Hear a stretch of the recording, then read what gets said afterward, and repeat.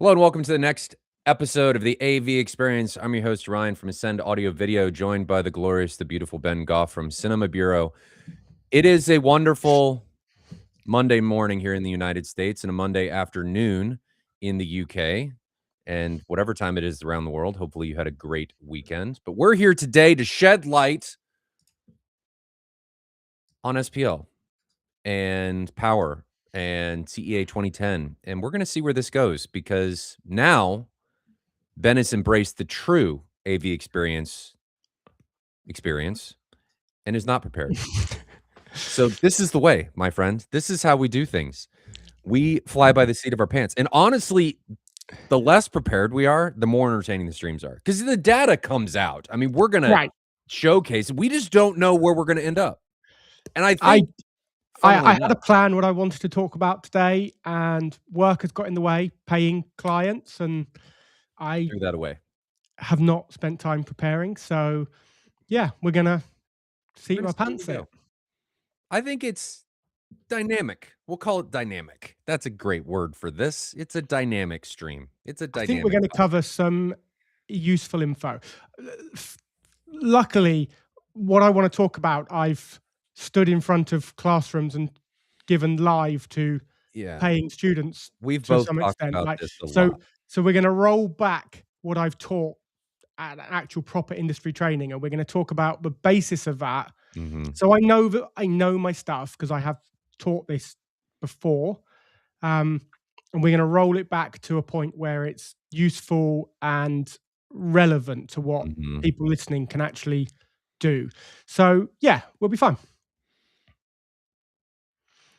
I had something I was going to say, and then it immediately went away when it was going to come out of my mouth.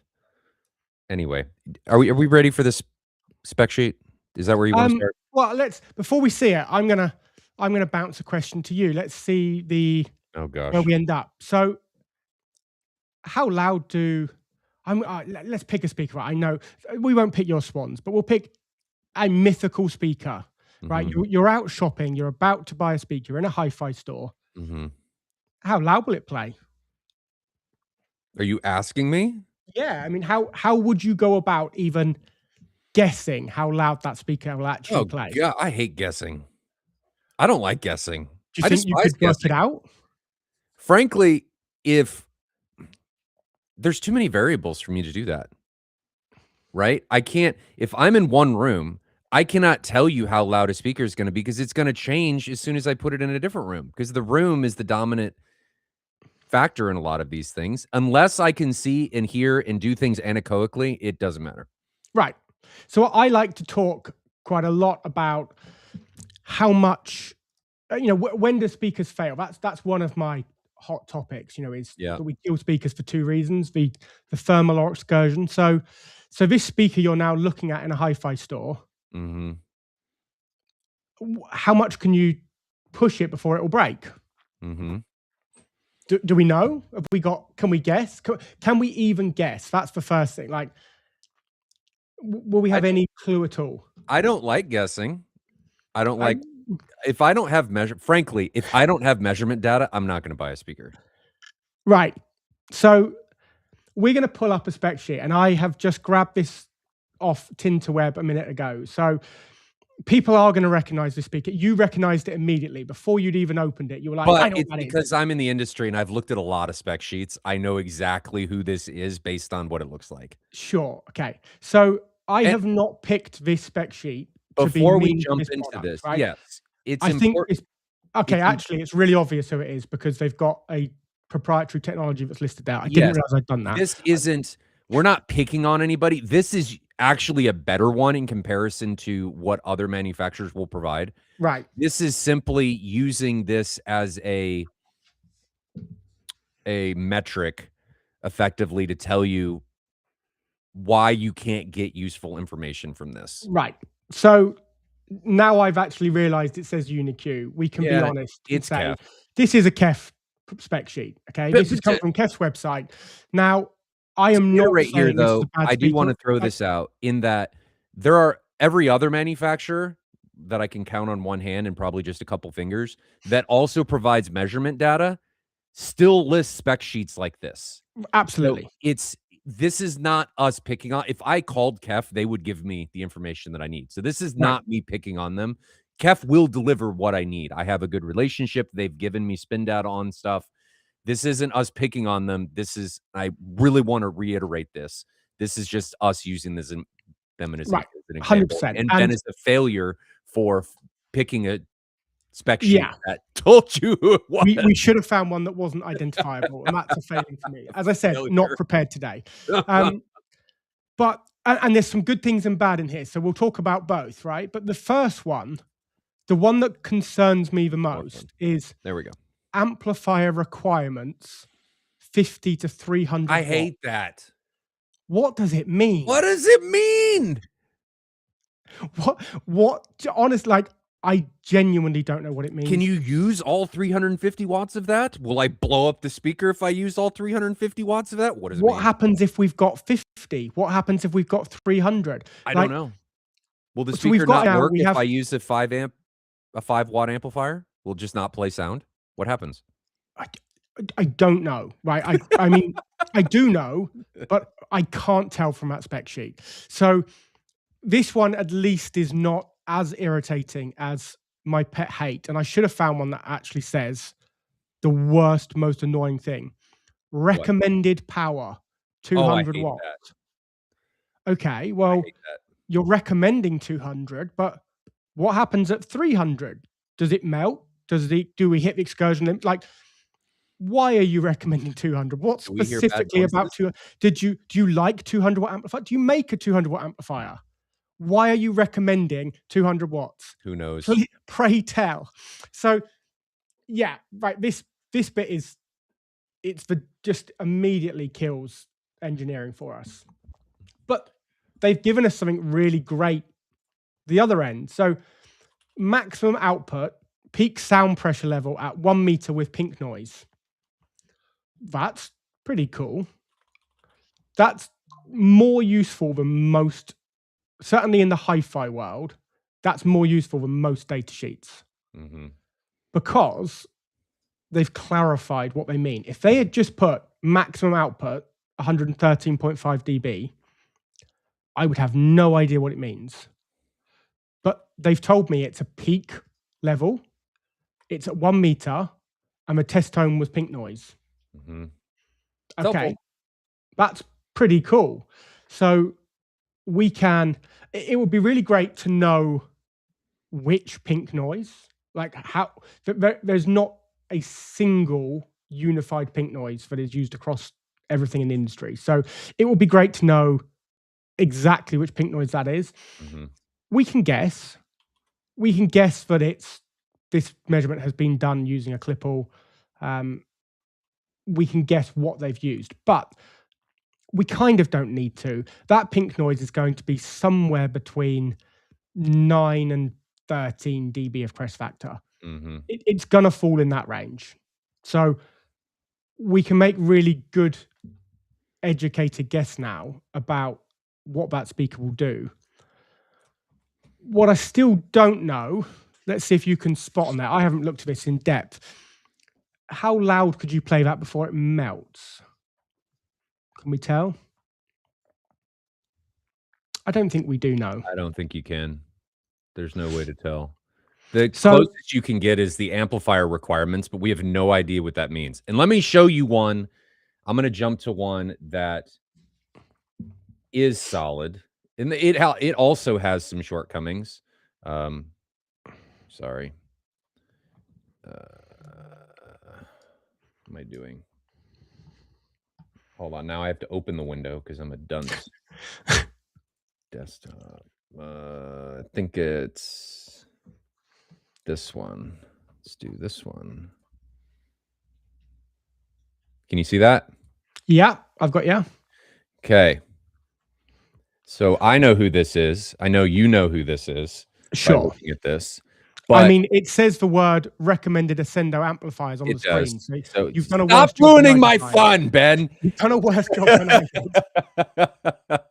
But this is power handling. So when we're talking about how much can a speaker handle, this is more of what you want. But, and I'm going to pick on Jeffrey here. What does that necessarily, is that all frequencies? Is that across the whole range? What does that mean? Like, am I going to blow the speaker up if I send 900 watts at a lower range versus a higher range? What's going to happen there? Sure. Now, the difference here is that some of this data is great. And so we can see, right, let's look at SPL straight there, okay? He is telling us that these are peak levels in half space. So it's a 2 pi calculation. I'm not sure we've discussed why this is called 2 pi. Well, let's talk about that real quick. So a low frequency driver would put sound out omnidirectionally, you know, a perfect low frequency source. As it gets higher in frequency, it's a wavelength versus cone size. It's going to begin beamforming, and it will start sending out the sound more directionally. We've talked about that in a previous episode. But at the low end, pretty omnidirectional. It will be a full sphere of sound. So when we do the formula for the surface area of a sphere, it has a term in it which is 4 pi. If we're looking at a hemisphere, so we've now built a solid wall and the sound is only radiating forwards from that wall, we have a maximum propagation that is in a hemisphere. That formula has a term now which has got 2 pi in it. So the important thing to understand here, where that 4 pi and 2 pi is derived from, is surface area of a sphere, because that's how we're actually looking at sound power as it propagates. It is the radiation. So he's told us here that these are in half space. So we know this speaker was tested essentially with a baffle wall. It was either in a baffle, on a baffle, but which is how those speakers are designed. I mean, they're meant to be using a baffle. So right. It's the so part we that now know that, right? So that's great. And then he has given us a 123 dB continuous and 135 dB peak. So funny enough, there's a 12 dB difference between those. How many dB crest factor did I say that pink noise was going to have? 12. Because turns out there's 12 dB of crest factor here between his continuous rating and his peak. And if you actually go look at the spin data for all of his speakers, it will tell you the crest factor. So this is all useful information because it gives you an idea of what the speaker is going to do. Now, one thing that Kef gave us that this one isn't is in the measurement report I don't remember in the bottom if it did, what pink noise or what test tones were actually utilized to be able to know how the data was derived. So I don't know that there's ever been a perfect measurement. Like, I have everything that I need, but there are some that get close. And again, we're only looking at spec sheets. This is still in a way useless unless I can corroborate it with the rest. This gives me a quick understanding of, okay, I have this big of a room. I know this speaker can handle 900 watts. I can do some rough calculations and I can figure out, will this speaker theoretically be able to handle that size room? And then I can go through and look at the spin data, CEA2034, CEA2010, and figure out, is this the speaker that I want? So this is great at a glance. And I think people need to use this as a reference for that. This is not the only thing you should be looking at when you look at a speaker, because it is not telling you everything you need to know. It's telling you the limits, but it doesn't specify, in my opinion, enough about those limits to be able to determine, is it what I want for my space or experience? I don't recall now from a KEF one, and we can go back and check. So, you know, I spend quite a lot of time with Mr. Aylett. You know, that's a joy of having him as a business partner. One of the things that I do know, if I'd asked Peter, how loud will that speaker play? I already know the exact words that would have come out of his mouth. Like, without any shadow of a doubt, the next words he would have said were, at what frequency? Yeah. It would be physically impossible for him to not reply with that question. Like, his brain would not allow it, right? That would have to be the answer. At what frequency? So what the Ascender one's done, and obviously they give us a report which does this in more detail, but it tells us Okay, we're at 124 dB continuous, but once we get down to 60 hertz, that's dropped to 118. Once we get to 40 hertz, that's dropped to 100. So I'd actually love to see an 80 hertz figure there. We can get it from the data they give us, but 80 is really useful because what we are likely to do with this speaker is bass manage it. This speaker wasn't designed as a full range speaker. It's designed to be bass managed. Yes.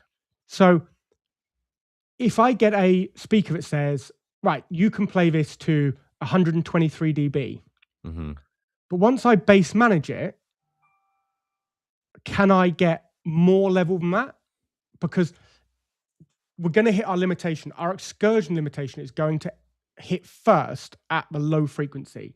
We have to get a squaring of displacement from that driver as the frequency goes down. Like, it ramps up massively, the amount of air we have to move. So you're going to run out of steam in the low frequency first. So if this just said peak SPL is 100 dB and they could do that to 40 hertz, I would never specify it at all, because I would be like, wow, that speaker is like a really big, expensive speaker. It can only get 100 dB peak. Like, that's useless to me. I'm going to need more than that. I'm never going to sell it. So immediately this would be off of all of my shortlists. But this is that's a great point. An example on this. Does it give peak output? Well, they give peak at 113.5. 113. So this is a great example. Where is that peak? You don't, and this is showing this is important because the speakers, every speaker, just like a sub, will roll off. Right. That if it's ported, it's 24 dB per octave. If it's sealed, it's 12 dB per octave. That is what's going to happen. So he's effectively specifying the roll off. And if you followed that, it's probably going to follow pretty close to 24 dB per octave, which is actually so close. So, but if you look we back, know at the once we bass manage this speaker, we can go up to about 123 continuous. If we tried playing it full range, it's going to fall off a cliff. It's telling us right there, you have to bass manage the speaker. Yes. And we're going to look at, or limit its output to 100 dB.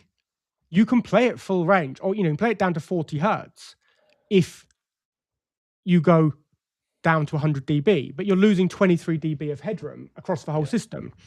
So the KEF does that differently, and we'd have a different question. Frequency response plus minus 3 dB is 43 hertz to 35 kilohertz. Okay, so it's pretty flat. Its roll off, its 3 dB point, the F3, it's down at 43 hertz. So it plays really low. There's only 3 dB difference at 43 hertz to its peak level. But what we don't know is how loud it can do that. Now let's go back and look at the Ascendo here. We're looking at data now in conjunction with the spec report. Let's do this. While you're doing that, I'm going to answer Derek's question. I have actually got my chat window open today. So he's asked some questions around that half space, full space. So so the formula for a surface area of a sphere is 4 pi r squared. Remembered it. So for a hemisphere would be 2 pi r squared. For quarter space, so we're now at half a hemisphere, a quarter of the sphere, it would be pi r squared. So he said, you know, is pi, aka quarter space? Absolutely. So we are literally just looking at that surface area of a sphere. Full space is 4 pi r squared, half space is 2 pi r squared, quarter space is pi r squared. When we start tucking a subwoofer right down into a corner, and we're corner loaded in 3 corners, we might go down to half pi r squared. You know, we're going to keep on going down because it's radiating into a really small area. But that is exactly where those numbers have come from. Just to so now let's look at the SPL peak and half space. So it's giving this in the spec report, and this is where that data is derived from. Right. So if we look at this, hey, look, 100 dB at 40 hertz. It all coincides. And this is the slope that I was talking about. And this illustrates why If I say at 123 hertz, which is somewhere in here, you're getting that 100, what was it, 128, 123? What was that? 123 continuous. 123 continuous. You're gonna be somewhere in here, which is 123 dB continuous. So This is why this is an important factor to consider, because you can see, hey, we're rolling off. And if I tell you that this speaker can play 123 dB continuous with no other information, people are likely to assume that I can get that across the entire frequency range, and that is not right. true. So if we're going to talk about how loud a speaker will play, we always have to say at what frequency Mhm. or across what frequency range. Yes. Now, this one's really interesting, and I haven't considered this much before I say it, but without being disingenuous to that spec sheet, they give the 60 hertz number. You'll see actually at 80 hertz, it's less output. They don't give us Yeah. an 80 hertz number, but actually it goes back a bit. Mhm. Now, this is really useful to me, not just for this speaker. This speaker's hugely capable. It takes a massive amount of power and it's going to play loud enough for almost certainly what my For clients would most want in a applications. really big room, right? Yeah. It's you don't need this speaker to be loud, right? It's a loud speaker, a high output speaker. But let's just say all of these numbers were way lower and I did need to chase output. Well, it might be that I could start to say, do you know what? I don't think we're going to have a problem if we raise our base management crossover up to 90 hertz. We may start to get a little bit more directionality, but for the reduction in distortion that that speaker will do, because we're going to push it slightly less hard, Mhm. this speaker has more output at 90 by what about 3 dB? Maybe I think we're looking there. It Is it actually more? may be a little more than that, but we'll call it 3 or 4. So from 90 to 80, this speaker has got, I'm going to say 3 dB more Which output is at, significant. within its distortion range. So Yes. these targets are distortion limited. So And they are, the that's test is failed if you hit distortion. that's a good point. That is another piece of information that he may have further down in the spec sheet, that He this absolutely is does. the speaker can play louder than this. Right. That's important to note. It can absolutely play significantly louder than this, but he has specified a distortion limit that limits where they say, "Hey, it failed this. This is what we're putting as the limit for that speaker." Yeah. And he wouldn't have specified that number. It's in the test standard. So Yes, it's that's down, I part of think, the test where, standard, which um is it's predefined, and the reason for these being standards is I want to know if I'm choosing between 10 speakers, I need to know that the data I'm looking at is comparable across each, because it's really unfair to look at this speaker and say, oh, it plays to 123 dB if we're only talking up to, let's say, where is 123 on here? That's 120 hertz, maybe higher, see right? right here. So if another speaker is saying, oh, we play to 115, but they're giving that down to 50 hertz, and this one, he's picking his continuous number at a higher level, well, that's not apples to apples at all. That's not easy to compare. Once we get this data and we see the full range of voltage passed, not only can I see how loud it will be at any frequency, I can make sensible decisions. Where do I want my crossover? Will this integrate well with the subwoofers I've chosen? Mhm, That's really important. mhm. Like And really ac important. and this is something that we put into practice in the Mad VR Experience Center. We recognized this and noted that in the surrounds, especially because they're surrounds, Right. we push the crossover frequency up in Right. order to gain that headroom, because the point of the Mad VR Experience Center is we're gonna push the limits. I mean, it Yeah. is not unheard of in that room for us to push into the 140s. So, Um, I would say that you took a decision there, right? yes, You made a decision. Now, if you're doing that for a client, you'd have that conversation, or as yes, an enthusiast, you need to have that decision with but yourself. how can you make that without the data? Right.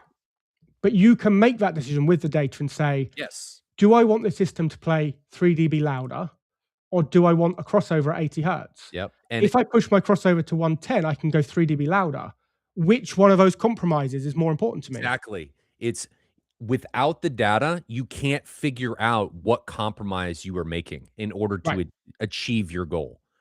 And here I can clearly see what the compromise is when I am making that decision. Every decision you make, and this is kind of a life lesson, but we're going to keep it specific to home theater. There is a compromise in some way. Sometimes it's money, right? If I want everything, I'm going to spend more typically. Yeah. However, even when you get to those limits, like what we're talking about now, there is a limit with how, if you push far enough, money still runs out, right? You're not going to be able to get anything better that's going to deliver something at some point, and you're going to have to make a decision based on compromise.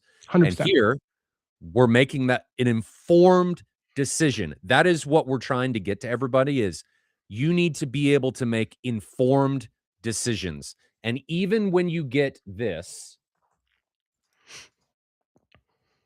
right? Or this, I cannot make informed decisions based on that information. Right. That is a rough estimate that says, "Oh, maybe this is a speaker worth my time looking into." And then what I do is I get information like this, and I'm able to make determinations for how that speaker is going to behave when I put it into my overall system. Because that's the other part of this is remember, and I think we may need to talk about this a little bit. This is only one part of the equation. The speaker is one part of the system. If we don't feed the speaker correctly by giving it enough power, say we're going to clip or have the voltage clip coming out of the preamp, which I think a lot of people don't consider, regardless of the information you're going to get here, you may come up in a shortcoming. So, yes, it's great to look at this, but this is only one part of the sum. And it's really important to look at the sum of all of the parts to get to the overall picture of what you're trying to, the goal you're trying to reach. Right. So I think the next bit there, if we look back at, let's bring the Kef's one back up for a second.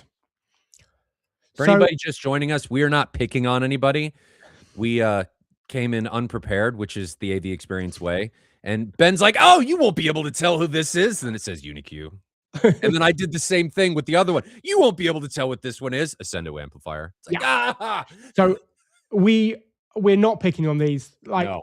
what these speakers do, they are both great. I think the key thing is they are fit for purpose, right? Absolutely. These speakers are absolutely fit for purpose. And Kef The will more tell you data we know, this is not a the reference easier we level speaker, can deal with this. right? Kef will tell you if you ask them, you should not be playing to those levels that you're asking. Right. Pick something else. That's not what this speaker was designed to do. Absolutely. It's designed to meet another expectation. Kef, historically on their high-end speakers, they're going for perfectly flat frequency response. They're going for a lot of other things. They're not trying to chase output. So it's important also to look at what the speaker was designed to do and use it within that expectation. So here, all we're saying is, how can you make informed decisions with this data? So one of those important decisions, and this is something that I do focus a lot on. It's like a buzz for me that I do talk about a lot, is where does that speaker fail? Like, and to me, this is so fundamental because you've invested a lot of money in these products. You need to be able to get the output you were intending. If you've designed an output level, you want to know you can get there safely and that you're not going to melt it or just simply blow it up. So Kef have given us this maximum output, a peak sound pressure with pink noise at 113.5 dB. So we can make some assumptions about that, but we don't actually know which test they were doing and why it failed that test at that level. So the fact it's a pink noise actually suggests that what they were doing was a continuous SPL test, and they've derived a peak number from it, because if they were doing a specific peak level test, they would have almost certainly not used pink noise. So if they were using the AES-75 test, which has a peak rating, you would be using M noise. So they've essentially told us that they're not doing AES-75 because they pink noise. So we already know that it's not an AES-75 test. So we can derive that. We weren't told which test it is, but we can establish it isn't M noise. So it's not AES-75. So if we assume that the test they're doing is 2034A, which is where the spinorama data we talked last week, it's the same document, the same established standards. That has a continuous test which does use pink noise. So we could assume that that is the test they've done. Yes. That then leads us to a challenge here, because that test is a test to find continuous output, not actually find peak output. And peak output in a lot of cases is much more important than continuous when you're dealing with audio. Different failure mode. One is thermal, one is excursion. So I'm going to assume, and I could be completely wrong, and I am absolutely happy to take feedback from somebody at Kev's engineering team or a Kev rep to say that I have interpreted this data wrong, but I'm interpreting it as a professional who understands these engineering points. If I can't understand it, a consumer certainly can't. So I'm going to try to interpret what they've done. And if I'm wrong, I apologize. I'm not trying to slander anyone here. I am absolutely not trying to say this is what they've done. I am trying to guess what they have done. Well, and you're doing what, frankly, more than what a general consumer would do, because you know what these tests are doing. So, but if you take this in a broader sense, this is what anybody has to do when they look at this data. You have to make inferences and frankly guesses on what is actually occurring and how that data was derived. Right. So if my guess is correct and it's the CTA test, what they will have done is they use something called a transfer function. So they play the pink noise, but essentially the signal is split. They play it to the speaker, which is measured by a microphone, and they also play it directly to their measurement equipment. So they can see this is the signal going direct to measurement equipment and taking the other route via the speaker to the microphone. So they can check something called coherence. You can check that when I put this signal in, it matches what comes out of a speaker to a certain degree of accuracy. As we start to raise the level, there is going to be a point when distortion becomes so loud, those signals don't match to enough consistency. Or the signal gets larger, you've turned the gain up, the signal that is going direct through the measurement system gets larger, but the microphone doesn't record anything louder because the speakers run out of room. So this test, you essentially establish a level using 2.83 volts. You then begin to turn the volume up, and what will happen is you keep going up, you leave it a couple of minutes, you go up, you leave it a couple of minutes, you go up a couple of minutes, and your stop condition is you've lost coherence because there's too much distortion, or you have thermal compression or excursion compression, like you have your compression limited. So you turn the gain up and the level coming out of the speaker didn't increase. So then you hold it at that level for a couple more minutes. As long as it stays at that level, that's sort of your final result. You don't go louder, because we now know we're at the limit of this speaker won't go louder if we turn it up more, because it physically can't. It's reached that point. And that will give you a continuous output rating. Now, what I think Kef have done, and I could entirely be wrong, I am absolutely open to the idea I'm wrong here, but what I think they will have done is found their continuous rating, and they know that pink noise has a 12 dB crest factor. So they've added 12 dB to their continuous rating to say, in fact, it might be 9. We'll confirm how many they've added based on what the crest factor of a continuous signal was. Slightly unsure exactly how many they've added, but let's say 12. I know manufacturers who have used 12 as the number. They take their continuous rating, they add 12 dB and say, well, that is the peak level we reached, because when we failed this test, we know there was 12 dB of crest factor, and we were able to play that without failing the test. So therefore, our peak must be 12 dB higher than continuous. That Now, is not how that test is supposed to be conducted. This, and I bring this up because Jeffrey Fry brings this up, and I think this is important. And Kef needs to do better about this.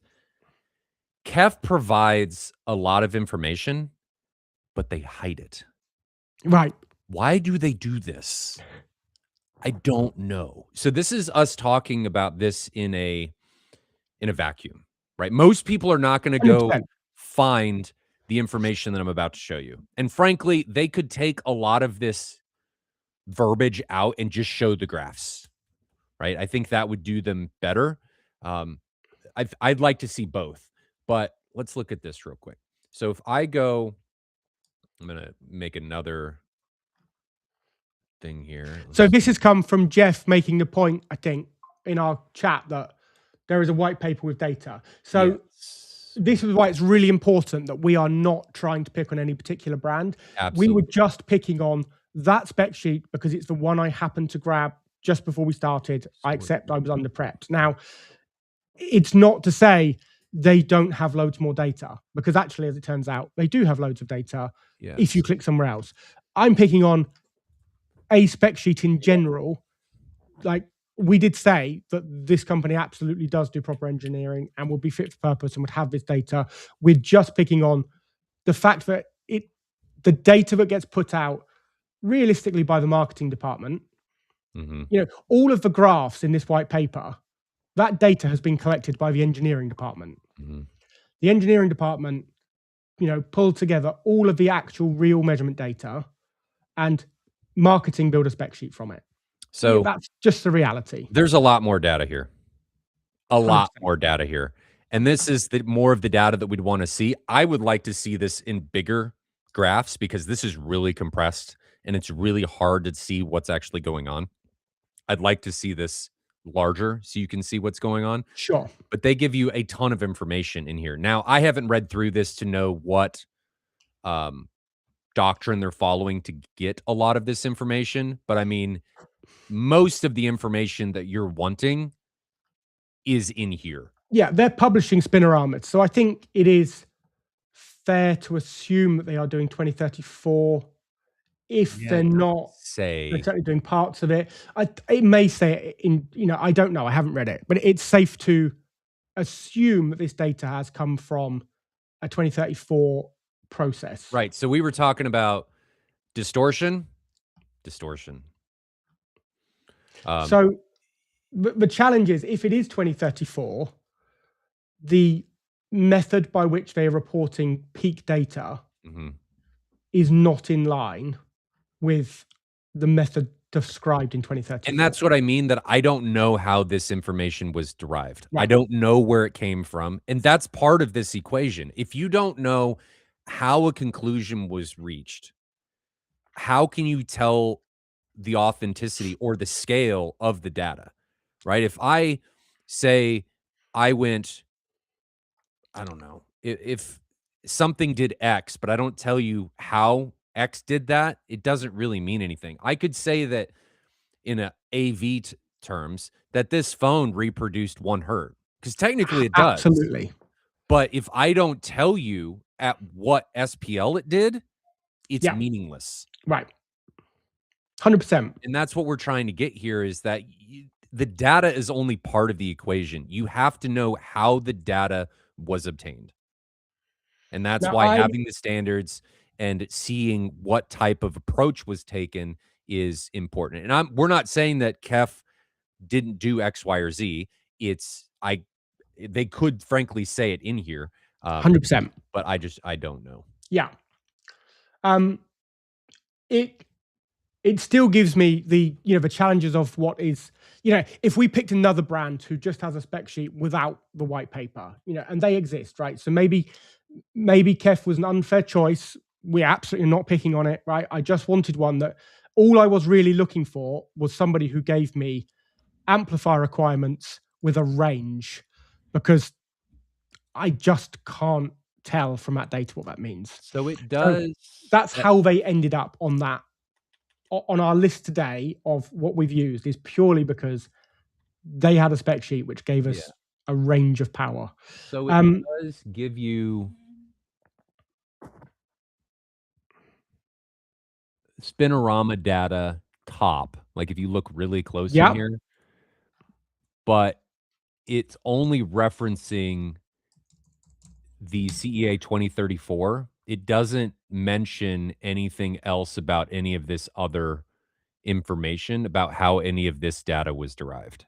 That's like, I don't know absolutely. where And this I came could from, have been, but it does specify when you get down in here, um, for the other speakers that are in this list, that this is spin data and that this is your dispersion plots. That's the only information that I can yeah. see on a quick glance of how this was obtained. And we could have been mean here, and we could have chosen a really bad data sheet. And one of the reasons I didn't want to pick a bad data sheet on purpose is because somebody will recognize it. And I can sit here in good faith and say, I am confident that Kev speaker will have been engineered by somebody that is conscientious and it Yes. is fit for the purpose they intended it to be. Yes. If we had intentionally picked a poor data sheet, I wouldn't be able to sit here and say, I'm sure this is a great speaker. I just like more data. I'd in fact be saying, that's probably a rubbish speaker. It was designed by a charlatan. Mhm. And then someone would recognize it. And, it's a world of pain for me just because I can't be bothered with people to moan at me all the time.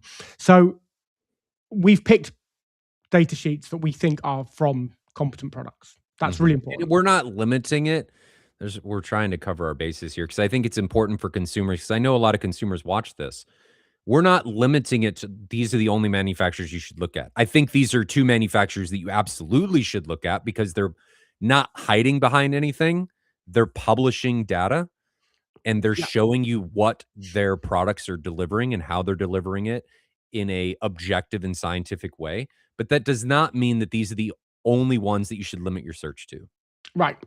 So while we've been talking, I've opened another spec sheet, which does have, you can click through and get a bigger data sheet. I mean, the bigger data sheet is no better particularly. But this particular one I'm looking at now says recommended amplifier power, 30 to 300 watts into 8 ohms on unclipped program. What does it mean? Genuinely, what does it mean? I like the What, unclipped program part too. which, like, it just doesn't tell me anything about what amplifier to actually spec with that product. So you're entirely guessing.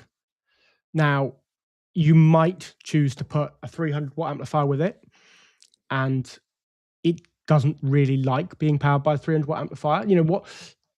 We don't know what recommended means. So what I would actually like is give me a real number. So RP1, when it comes out, it is in draft and peer review, so I can't confirm exactly what things will be. But realistically, RP1 is going to define that when you give us SPL data, you give it, there's 3 options. There's a long-term power, continuous power, and short-term power. So continuous will be midterm. So it's long-term, midterm, and short-term. Long-term is essentially a level that it will survive for at least 8 hours without melting. It'll be the AES2 test, is an 8-hour long test, right? You can be pretty confident you can run it at that level. You can have a party and leave it at that level all night. It's fine. It's not going to fail over 8 hours at that level. Continuous, it's a couple of minutes, and peak is instantaneous peaks. I do not see the real value in using the peak tests. I don't use that data in our engineering. I think it's slightly misguided. I'm really interested in that continuous number, Mhm. and then deriving from that if it can do what I want continuously. But once we know that, we can actually work out what voltage do I need to supply to the speaker to make it do that. Then I can pick an amplifier that can deliver that voltage at that frequency for that sustained amount of time, at that impedance, oh, I can start to actually match an amplifier and a speaker that can comfortably drive unclipped to the level I want. Now, Ben is not saying that you are tonally matching amplifiers to speakers like some people will go down that pathway and do. He's saying you need to match the capabilities of the amplifier to what the speaker can deliver so that you're not providing inadequate power to what a speaker is able to handle. That's what he's saying. Correct. I'm just trying to read this question now. Let's quickly read. Would you say that people who boost the bass a lot isn't listening loud enough? Okay, right. So that's actually a really interesting one, and we'll jump to that. And it has a real key point about the SPL you showed, how it rolls off at the bottom end. And, we would know with that Ascendo where we saw all that data that we have to use that with a subwoofer, right? We would see that because we know it rolls off. So there has been a lot of work done in the research community about how we hear. And as we turn the level up, our sensitivity to different frequencies changes. Yes. So these are called equal loudness curves or Fletcher-Munson curves. And what will happen is at low levels, you're very insensitive to bass, right? You just don't hear that much bass when you're listening quiet. Like, we just don't perceive it. As we turn the level up, we increasingly start to perceive that bass. So if you turn the level down overall and you leave your calibration exactly the same, right? You calibrate the system and then you turn its level down, you will naturally perceive there is no longer enough bass. So we almost need a variable level of bass depending on the level we're going to listen to the system at.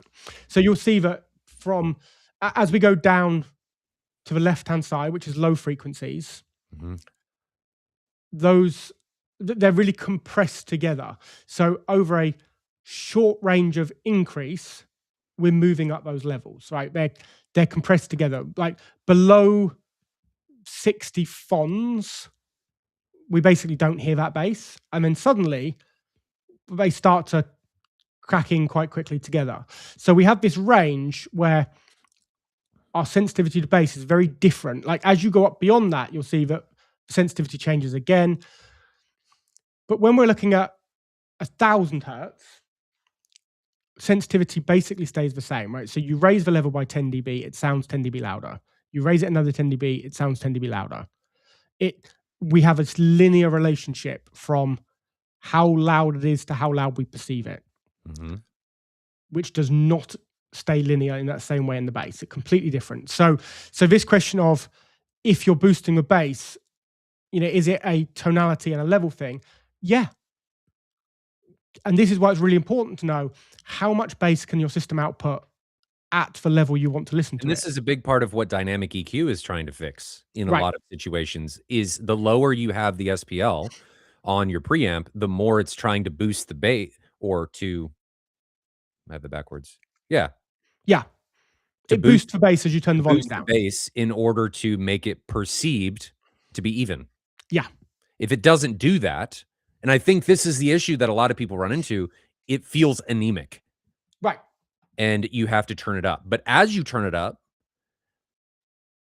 it's going to feel, if you're not using a dynamic process and you've boosted, let's say you EQ'd at a very low SPL level, it's going to be out of control when you get up to a higher level because you've added in all of this bass to give you an more even perception lower. I think, and I'm going to throw this out there, this is something that I've realized, the more we listen, and Ben, I think you'll agree, the more we realize that the pursuit of increased bass is the pursuit of, I think you're trying to overcome an inadequacy in the room in a lot of situations. You're boosting the bass in order to chase something because you can't get what you're after through another means. Yeah, I think that's likely. It's, we've talked before about how loud you should listen. And here's the problem, this is a problem that falls repeatedly, that you calibrate a system at one level, but then you may not listen to it at that level you calibrated it at. Yeah. So if you calibrate a system really loud, and you sit and you do demos, right? After your calibration, you're running it really hot, right? And you're pushing it to its limit, and you're like, right, that's perfect. That's exactly how I want it. And every time you're listening back during your calibration system, your session, you doing that really loud. Great. Now you've set the amount of bass you need for that level. But then, maybe your wife and kids come back, like you haven't got the house to yourself anymore. You've done this when you're home alone and you're making as much noise as you want. And then you're trying to be a respectful member of that family in that family home and not annoy everyone. And you turn the level down by 20 dB. Yeah. Well, we can see that if you've gone from 100 FONs to 80, you've taken it off the screen now, so I can't see how many it needed to go. But you probably needed a bass boost. 100 is basically flat and linear. So if you've gone down to 80, you need about a 10 dB bass boost to make that perceivably as linear as it was at 100. You've got to ramp the level up as you bring that level down to get the same theory of response that you were getting when you listen louder. So that's a challenge. Like I always say to people, do your calibration listening at the level that you're going to actually use the system at. Yeah. And maybe have 3 presets. We do it agree. all the time. We create I'm going to listen flat out on a Friday night and I'm going to go for it calibration, and I'm watching films with the kids 20 dB down from that has a different tonality. It's not that hard if you consider you're doing it. And this is to bring it to our topic of the day, you need to know that if you're listening lower, you need to put that bass boost in. So when you're speccing speakers and subs, it's all well and good to say, right, it goes to 123 dB. But if you pick that Ascendo speaker without a subwoofer, well, it fell off a cliff. It was, it was way down. You cannot give yourself that bass boost. You can't do it. So you actually need to make sure that your target allows for that bass boost that you're going to want. Now you're saying you can't do it without it being bass managed. Correct. Well, that speaker, you'd have 2 options, right? You could either take that speaker and apply a 20 dB bass boost, which would bring it back up to essentially being flat, but then you lose all your headroom. You've got to lower the whole level of everything by 20. You could apply a global 20 dB reduction, boost the bottom end up, make it more flat, but now you've got a ceiling of how loud you can listen without blowing the speaker up, right? You have to trade one off from the other. It's why people often talk about only ever cut, don't boost. Well, boosting's fine if you then apply a global cut. All you do when you boost is you're lowering the amount of headroom you've got, how loud you can turn the rest up. The boost itself doesn't cause you to break the speaker. It's boosting and then turning the speaker up as loud as everything else needed to go. Do you think that a lot of residential systems, especially ones that enthusiasts do, encompass people turning up the bass and not the speakers because the speakers run out of gas before the subs do? I find in a lot of situations that you end up with this bloated bass because anything above the bass managed frequencies just isn't loud enough. And I find the more I listen, the louder I want the speakers to play in conjunction with the subs because it sounds more balanced. Now, if I went back 10 years, I think I would have the opposite feeling. But I think a lot of that stems from not having speakers that are capable of getting to the SPL levels that you're wanting your subwoofers to play. And because we're perceiving and mistaking distortion as loudness, we're mistaking how we need to apply for that balance. We're like, oh, well, I like more bass and I want my mains to be lower. When in actuality, you would probably want your mains to be higher, but you feel like you don't because you're running into distortion. Yeah, 100%. And, we're way less sensitive to distortion at low frequencies. So you can tolerate a lot more distortion in your subs than you can in your mains. So there is that constant balance. But the reality is, to make these decisions of, is this speaker suitable? we need to understand from a manufacturer, what does that data really mean and how was it derived? Yeah. So the simple first thing, it would be great. Like if nobody followed RP1 and gave all the data that CDO are going to push manufacturers to give us all the engineering data, just tell me on the spec sheet which test you did. Right. Maximum SPL is 120 dB using CEA2034, or peak is 132 dB using AES 75. Okay, I can go and read those documents. I can then see, right, they did this test. This is what happened. Will it meet my requirements? Without knowing which test it was, it's just a guess. Yeah. So, as you said earlier, we don't like to guess. No. Guessing is bad. Bad, bad, bad. And something that goes in line with what I was just talking about. I want you to put yourself in this situation where you're at a huge sports stadium, you're at a concert, and I want you to ask yourself, when you're in that position, do you perceive it as too loud?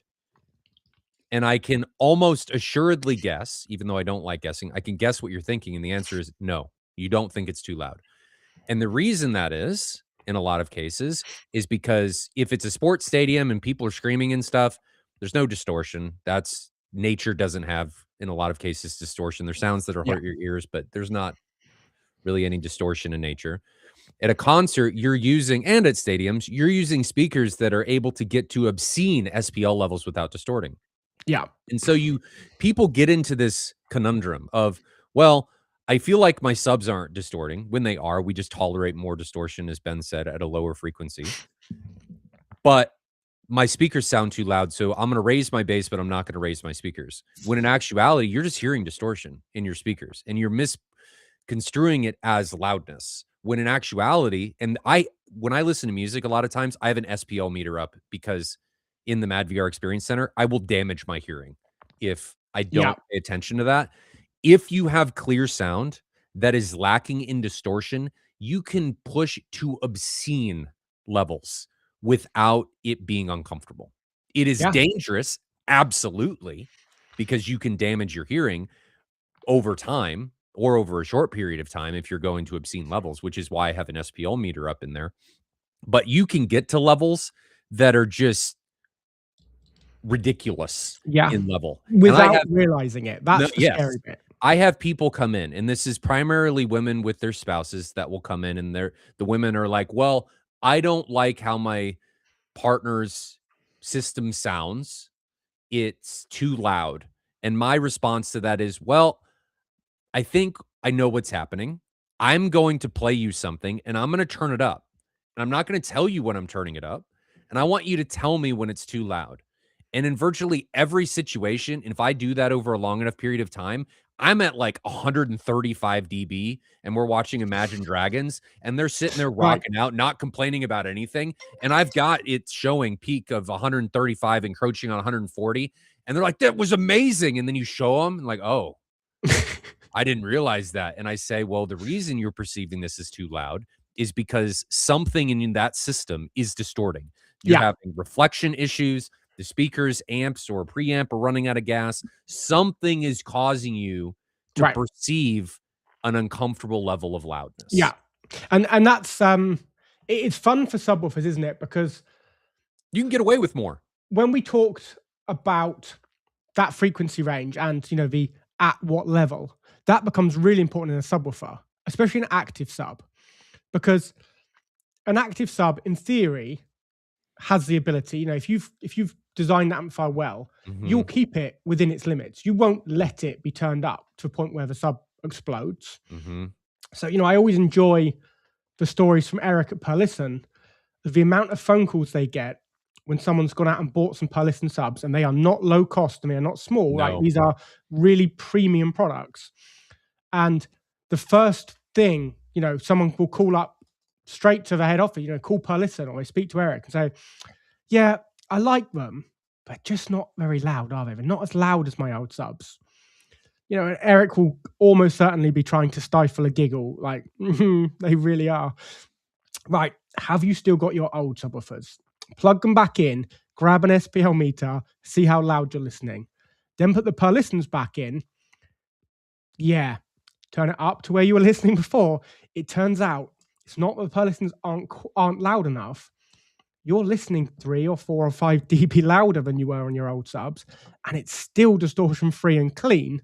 Yep. So you don't perceive like you're just, oh, it's not very loud. No, it's louder than you were listening before, right?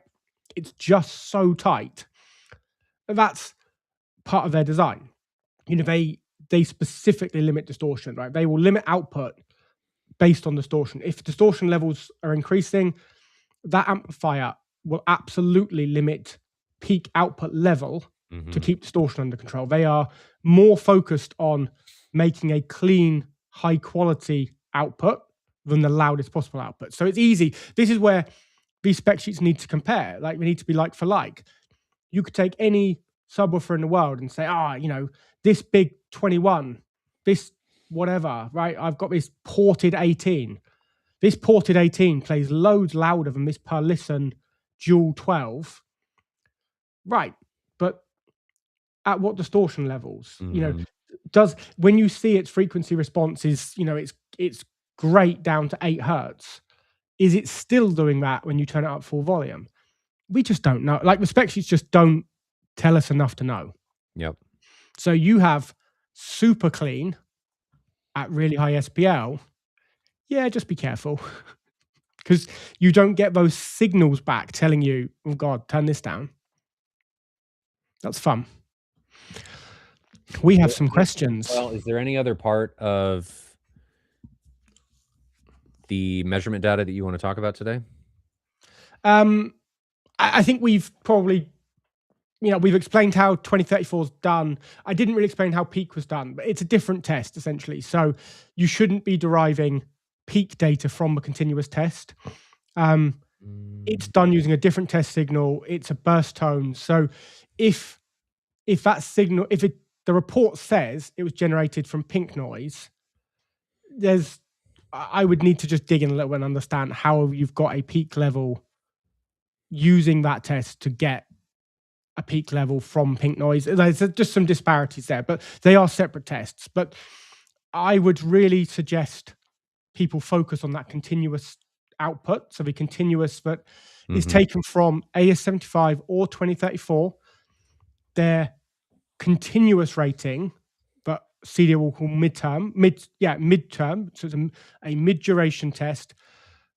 We are confident from work that's been done in research that if you do the 2034 midterm or the AS75 midterm, either one of those tests using different stimulus on the same speaker, the result will be within 1.5 dB top. Like, they align. You know, if it doesn't matter which test you do of those two, the midterm lines up, and you can trust that if I'm comparing 120 dB on 2034, 120 dB on AS75, on the midterm, that is comparable. So what do? Right? Ask our manufacturers, what is this data? And if it's not either of those tests, can we see what is your continuous using 2034 or AS75? Because I want to compare it to this other product, and I want to know that the data I'm reading from you is the same as the data I'm reading from them. That's the only way to do it. I agree. Okay. Well, we'll leave it at that. We'll probably do more talks about measurement data, probably dispersion, and what else could we talk about? Dispersion. Any other suggestions? At some point, we're going to have to talk about amplifiers as well, aren't we? Yeah, I actually had a conversation with Jeffrey today about that, and I think I want him to get us some data on amplifiers, because there's not enough data on amplifiers, especially for subwoofers. Right. And we need more data, baby. And yeah, I mean, there's certain manufacturers that provide data, and by certain I mean like 1 or 2, but we need to be able to have comparative data to other manufacturers, and that doesn't exist. And amplifier data for subs, when you start getting down that low, that's hard. Yeah, I mean, so many amplifiers are rated, you look at the amplifier spec sheet and it says, it's rated to this output 20 hertz to 20,000 hertz. Okay, well, in the world of infrasonic subs, what happens below 20 hertz? Does the amplifier not play it? Does it break? What would happen? And hey, I found this out firsthand when we moved we had our 32-inch subs here. We've got two 32s, and we had them running off a single 20,000 watt amplifier. So we'd split 10,000 to each sub, and it was pretty thunderous. There was a lot of output. When we switched those to two separate dedicated infrasonic subs, holy shit. Those 10,000 watts were not the same as the other 10,000 watts, right? Yeah. It was staggering. I mean, to a point where Peter nearly knocked the staircase down in this building. Let's be honest. There is a big difference, but go and tighten it up. Unfortunately, there's not data out there public data that shows this. Real quick, right. Vadotas789, just flood the chat. It's okay. Neither of us have, we've always gone with other channels that have more subscribers. Neither of these are going to have super chats enabled. So just drop it in chat. You're not going to hurt anybody's feelings. What's super chat? You can tell I'm like so naive to social media. Can pay to have their comments. Oh, bullshit to that. You ask a question, we'll answer it. Yeah. I don't like super chats. I don't feel like anybody should feel the need to pay to have their question. No. Bullshit. Just drop it in. Don't worry about it. If anybody complains about it, I'll ban them. If the answer's really, really complicated, the answer that you'll get is phone one of us. This is a consultancy project. Yeah. There'll be an invoice. But if it's a question that can be answered, we're here to even then, we're probably going to answer it. It's just if it takes more time for me to answer it, we're going to have to do it offline. Yeah, right. But no, I had no idea what super chats are. I'm new to this whole social media thing, right? That's what they are.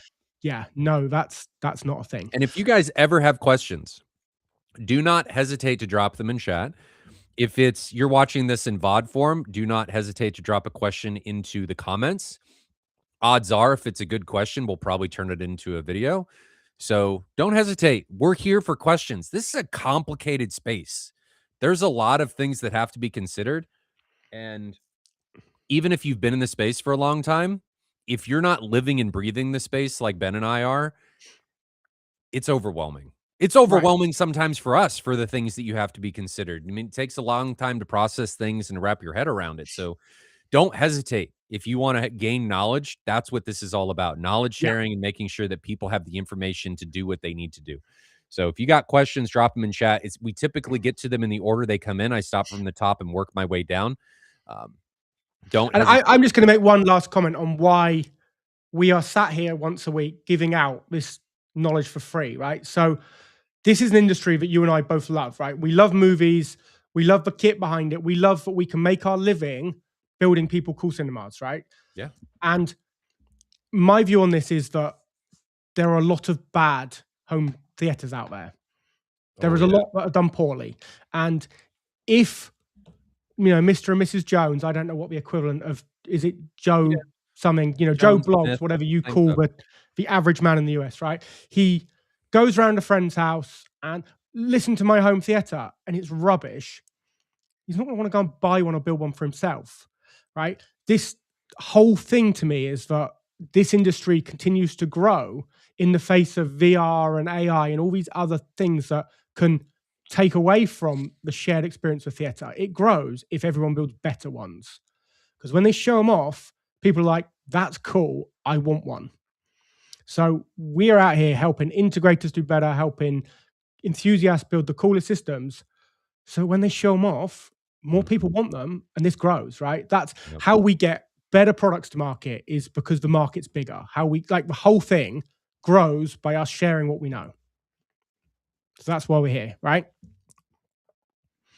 I'm reading some stuff. Okay. So there was a question up here made by Brian Cobb. Can a high channel count using Storm XT, utilizing all channels, 24 in my case, help to increase the overall SPL level? Do you ever use more speakers with this method to hit target SPL levels? Okay, so that system can make more noise. But when we talk about doing the calibration of the requirements for that system, we are talking about individual channel. So you've got a case where you could be making arrays. Like, this is how commercial cinema is often working, is that they are arraying multiple speakers to get to a sound level.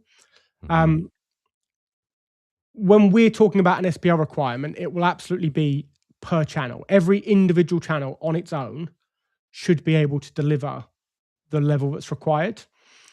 Now, if you were to do, like, you've got 24 channels and you run all channel stereo, of course you can now make that room way, way louder than just playing 2.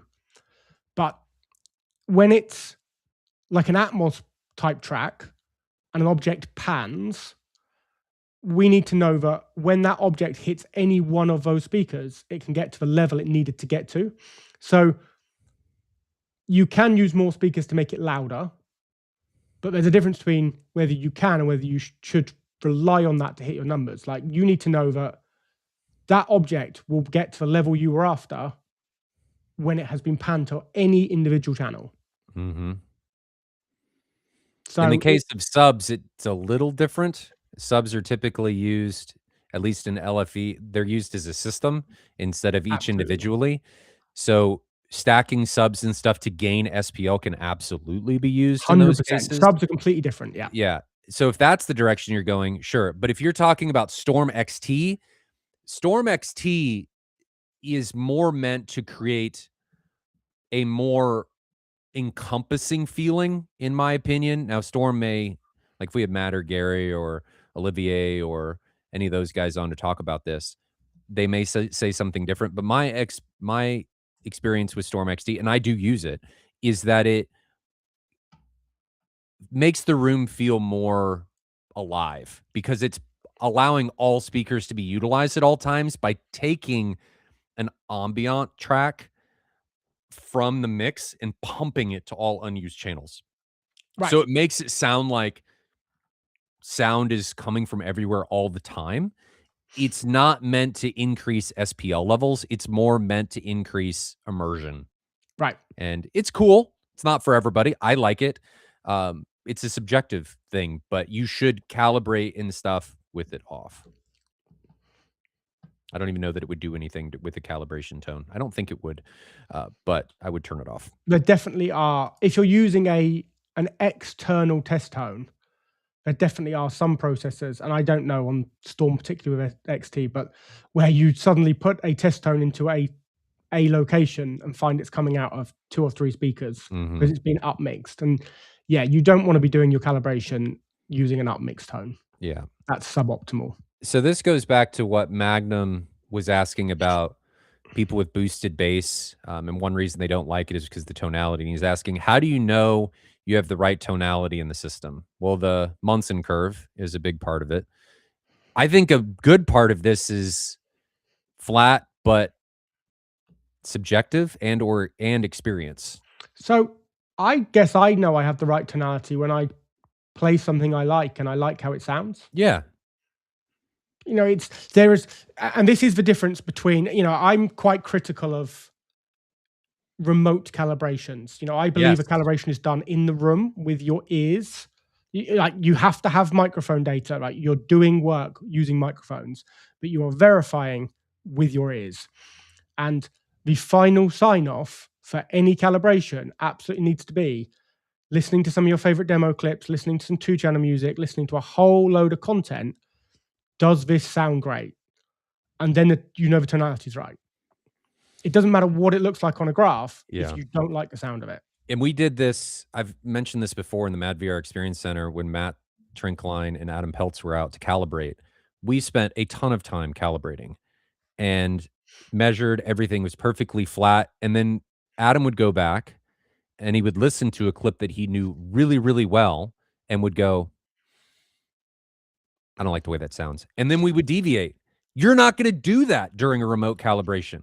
Right. So it may sound good because you can derive a lot from data, but you're not going to get the experience that is brought into that calibration through the ears, that maybe they locate something that you probably could pick up in a measurement, but you'd have to go find it and you'd have to measure the right thing and you have to run the right test and you have to listen to the right tone and your ears go wrong and then go and adjust it. And you don't get that through remote. How That many times did you watch the scene in the bar of Oh my Desperados? God. I love Adam that knows. scene though. Adam knows every tiny intricate Yes. nuance of that vocal. And Yes. you play it, and within a few seconds, he's like, "Vocal doesn't sound right." Like, No. it's And then you incredible. play it enough and you start picking up on it. Right. Absolutely. And then you It's go incredible. back, oh, you're right. Like that was weird. And you don't realize it, but you bring a lot of experience in. And I find that the more experience I have and the other guys that have the same level of experience, I think all of our expectations start to collide where we all kind of have the same expectation of what something should sound like. And we can all sit in a room and we've done this because we've all sat in these calibrations and we'll look at each other and go, does that sound right? What's going on there? And we'll go, oh yeah, that's weird. And then we're all able to pick up on these certain things. Yeah. Um, but tonality, I think you make it flat and then you deviate. You got to Yeah. start from a set position, a set variable, 100%. and then deviate from there. And I think, and people are probably going to disagree with me. I think everybody's going to have a little bit of a different taste. And I think hearing and how your ears work and what hearing loss you have can absolutely change this. But start flat and then deviate to your expectation. Yeah. What do you think about DIY speakers versus high-end speakers? Um, I haven't heard enough. Like DIY speakers can mean anything, right? I mean, it can be a kit, it can be completely homemade. So the reason that I couldn't use DIY speakers in a system for a client is, I think I've said before, we are using engineering data to make predictions before the room is built. So I need to know exactly what that speaker is going to do, maybe 2 years before the room has physically even been built. I need to know where it's going to go, exactly how much energy I'm sending to the first reflection wall, how much is hitting the floor. I need to know all of that. Otherwise, I can't place it in advance. And I have no issue at all with people buying hi-fi speakers by putting them in a room, listening. Like, go to a hi-fi dealer, borrow 10 pairs of speakers, put them in your room. Which ones do I like best? Keep them, right? You found the ones that work best in your room by trial and But error. the key Fine. there is listen in your room. Right, in your room. The problem with doing this in a theater environment is that you can't really just put all the speakers in the room with the subs. Like, it can take 5 days to do a proper calibration, to get the calibration absolutely dialed down, right, and get the best from it. Well, you can't do that with 10 sets of speakers. So I'm a fan of heavily engineered products that come from experts. I'm not a transducer designer. I'm not a speaker designer. I'm a cinema designer. I like a good chef. Gordon Ramsay doesn't raise cows, right? I am relying on somebody to make the best ingredients possible for me to make the dish.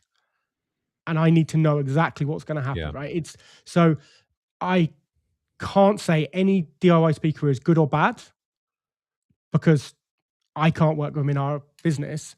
That doesn't mean that you can't, but my concern would be if you don't know what it's going to do, you are guessing, right? So you could buy a speaker that is well regarded, but you don't know if it will work for you unless you've got measurement data on it. Now, there is something to be said about this. And I know this is the pathway a lot of people take that go down DIY. They'll say, well, I have the same driver that's in these speakers. Right. No, you don't. And the reason that is because it may have started as that driver, but the really high-end manufacturers, and I know this for a fact with Ascendo and JTR, they are heavily modified. Right. You may be getting the driver from that manufacturer, but it's not the same driver. And it's in most cases, especially from the higher end stuff, is going to be vastly different.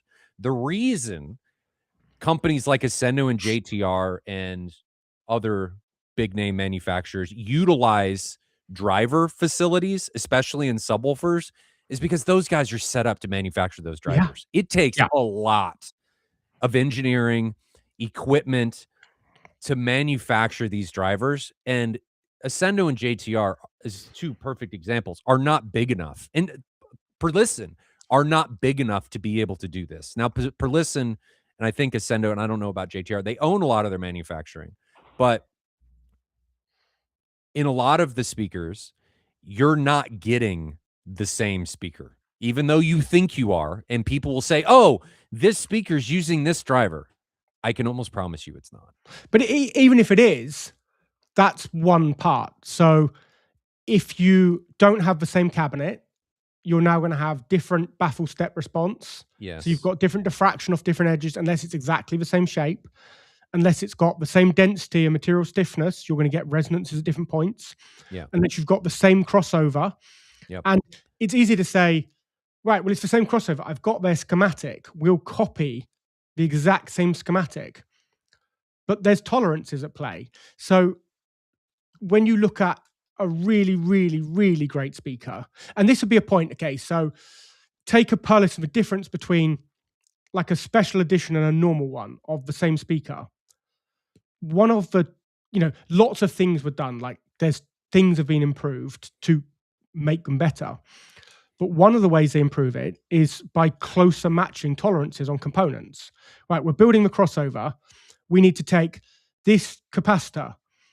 Well, our normal tolerance is within a few percent, but for the special editions, we want to pair match them to within 1%.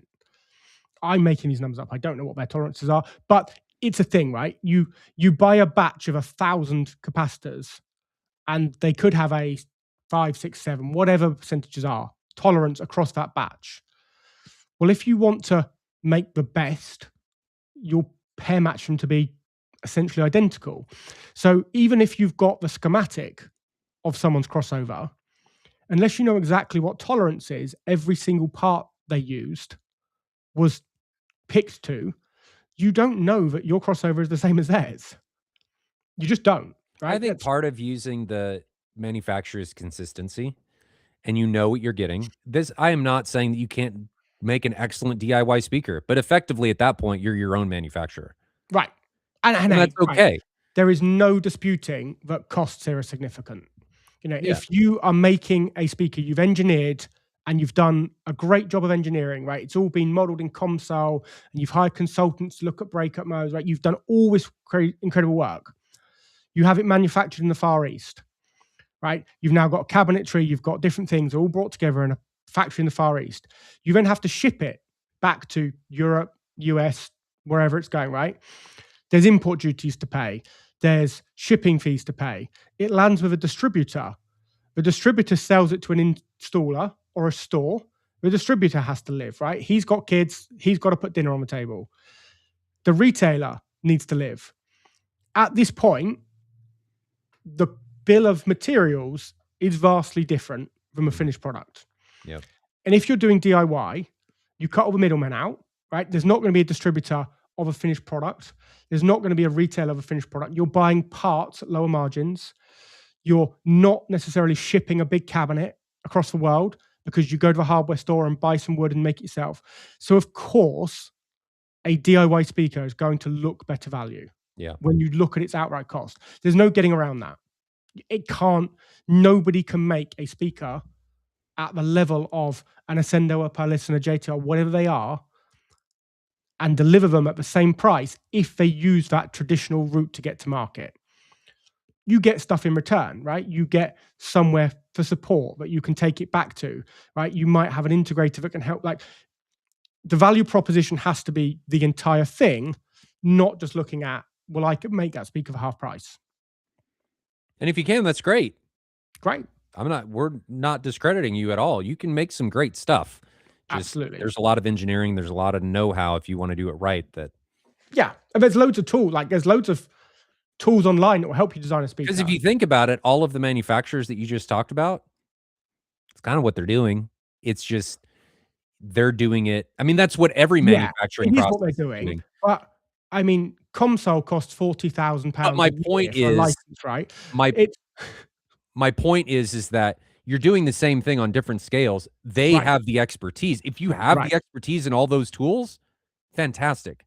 Yeah. But you're paying the price of what you pay is to not have to do that. If you've got one of the best transducer designers in the world living in your home, and you have ComSol, which is like 40,000 a year for a piece of software, and you have all the manufacturing facility and a paint shop and a polishing shop, and if you've got all those things, you can make some per listens.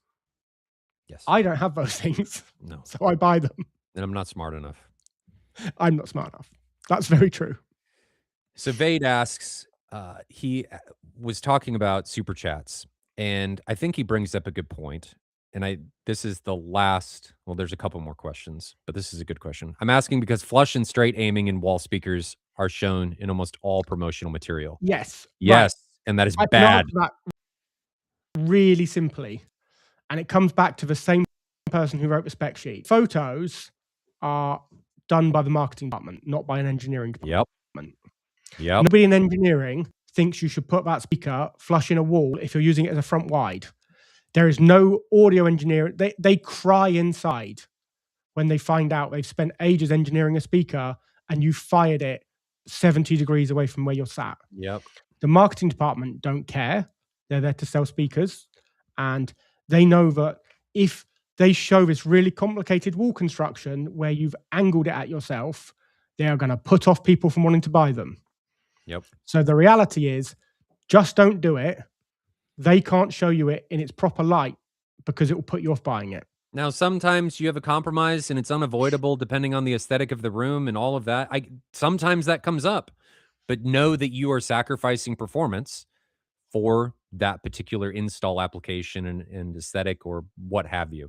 So that's the reason. It does not mean that it is acceptable. Even the ones with aimable tweeters, you are still compromising because the woofer's off axis, and you're creating some abnormalities with the tweeter being angled with its waveguide and a bunch of other stuff. You're changing geometry of the speaker, which is bad.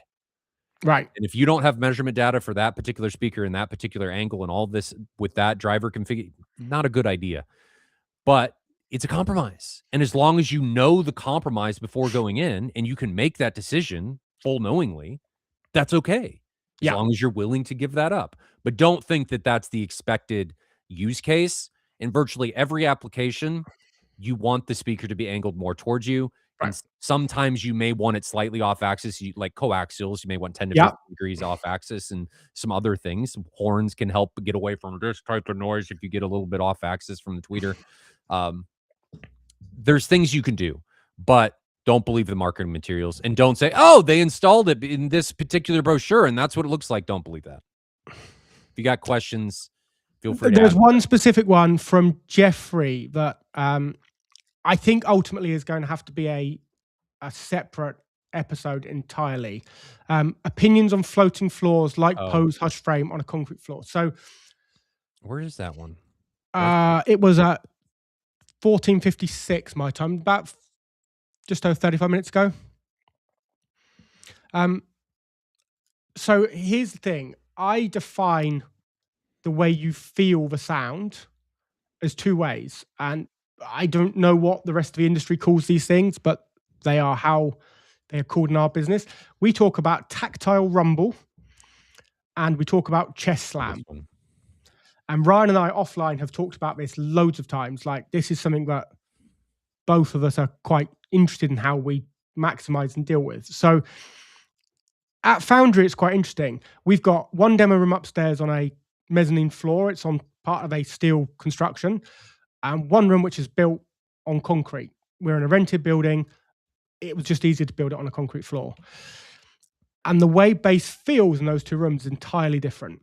Upstairs on that suspended sprung floor, we put the energy in the floor. That energy shakes the seats. You feel it. And if I want to go for loads more bass in that room, the floor is going to get unpleasantly bouncy, right? It's going to be like being at a theme park. So there becomes a limit of how much output I would put into that room at the lower end, because you feel like you're on a trampoline. Like, it really would start to move a lot. We've got 4 big subs in there, right? It would move a lot. Downstairs, the front row is directly on you know, it's not directly, but within 10 millimeters. There's not a It's on a lot, floor, it's not right? on It's necessarily much of a basically floating floor. on an unsprung concrete floor. And all of the energy you feel there is it's a change in particle velocity, right? You've got a wave of pressure that is airborne and it hits you. We are not shaking that seat. We are hitting you with airborne Well, pressure the variations. pressure may be shaking the seat, but the driver, the Sure. floor is not doing it. Right. And of course, it is also coupling to that seat, and you're feeling that too. But you could stand up on that concrete floor, like being at an outdoor gig, and you get that Yes. thump in the chest, that wave that everybody's experienced from a decent kick drum at a festival, right? Do you like floating floors in this application? So I don't dislike either. I like the ability to show both and choose which one the client wants and dial it in. So But for you, we which would you choose? I know what I would choose. uh I'm pretty opinionated on this. some semi-sprung, right? So we have a riser design, a timber riser design that is not very sprung. It's pretty stiff, but has some compliance.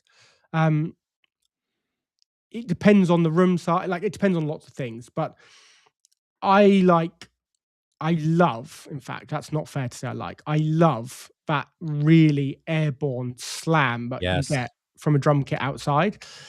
And I like to be able to generate the pressure required to get chest slam.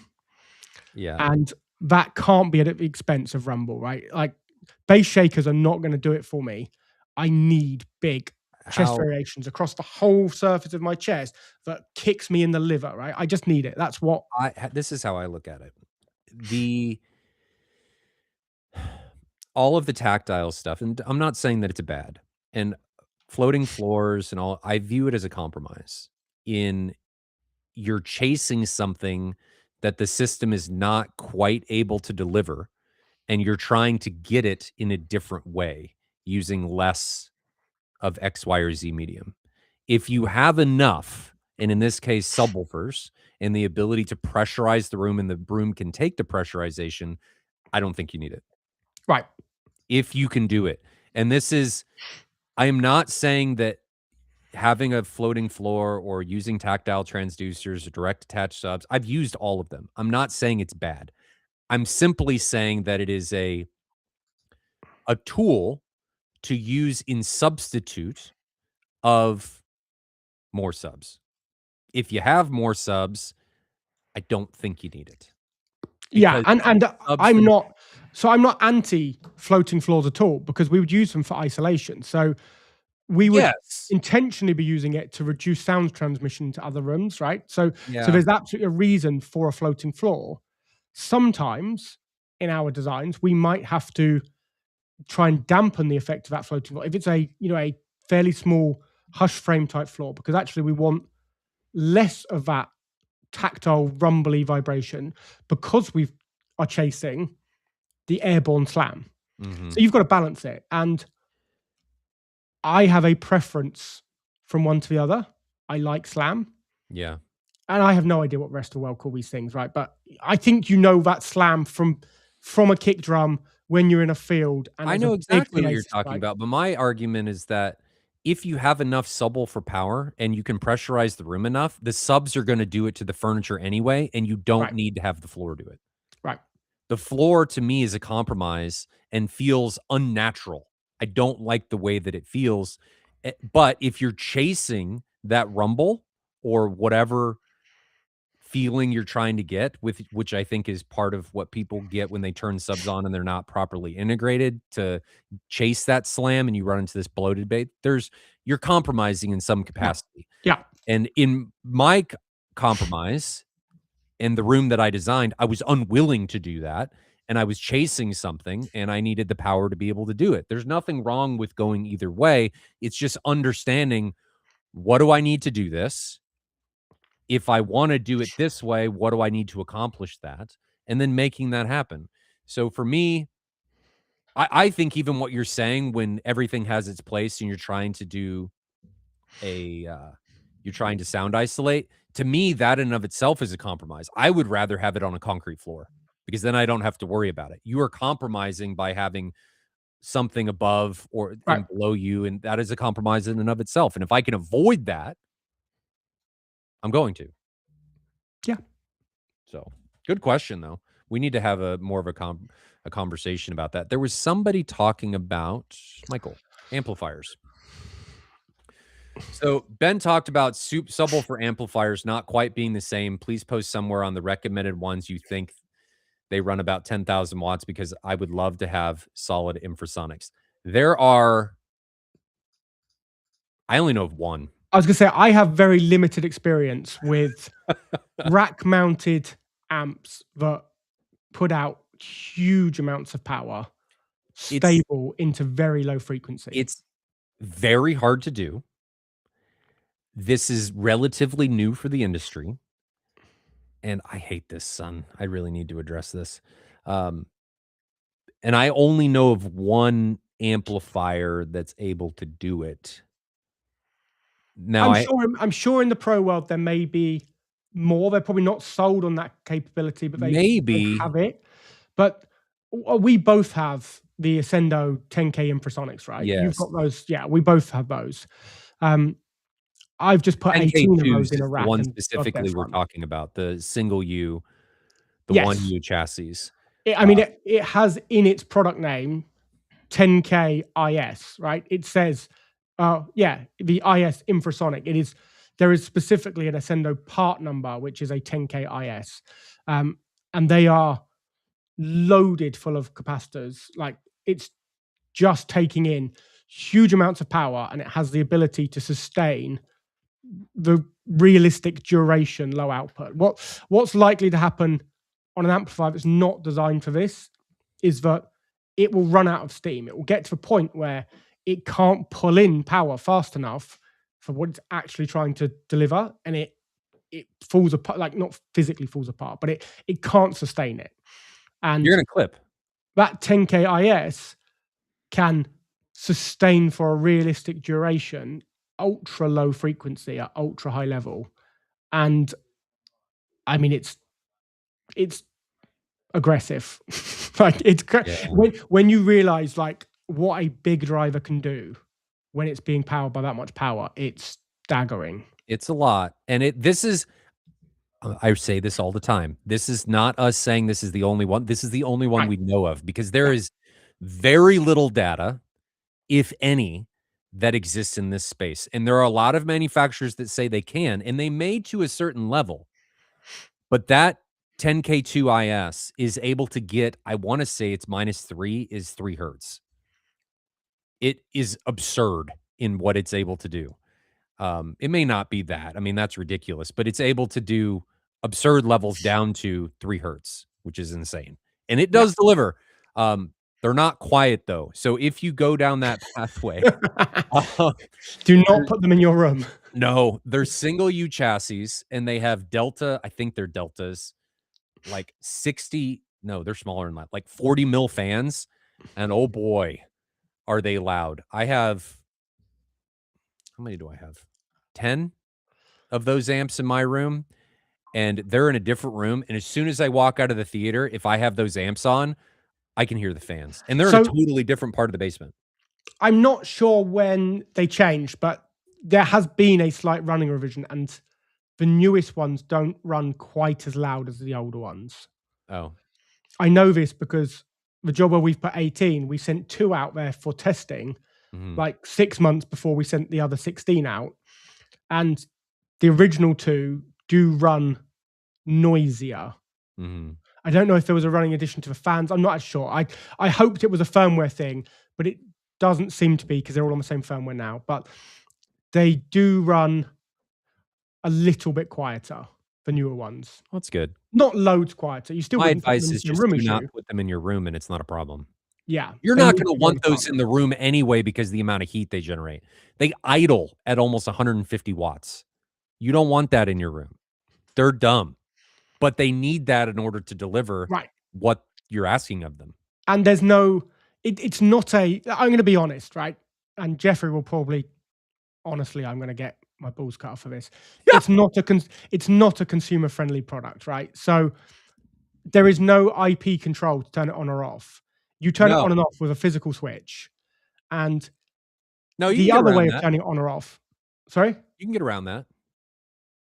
I You get not around thought it by about it? using contactors and literally killing the power to it. But Oh, the yeah. I mean, Shelly relays are great for that. right. We build big distribution panels with relays using uh, industrial grade switching, like programmable logic controllers, to because the inrush current's huge. Like you turn on a handful of those in one go, you'll just trip breakers. So they That's have to bet be staggered. Yeah, you gotta stagger the timing to be able to turn them on. Right. Absolutely. So yeah, if you've put them on the other side of a house and they're pulling 150 watts each in standby, you don't want to, the polar bears would love it if you turn those off when you're not using them. Don't just leave them on 24/7. The There was a polar bears noticeable really dip don't need that. in my power bill when I took them off idle and was able to turn them off using the Shelly relays. Yeah. Yeah. But you mean they're not I'm gonna change what you said. They're consumer friendly, but they are something that absolutely has to be considered in order Right. to implement correctly because they are not like a typical residential amplifier. They are Can you much I don't know this, you'll tell me this. You might not even know either. Can you even run them on 110 volts? I wouldn't. I don't even know if you can. Uh, I I think you can. Can you? I'm looking at a Pretty spec sure sheet. you Oh, can. no, operating voltage, 160 to 270 volts Okay. AC. Then no, you can't.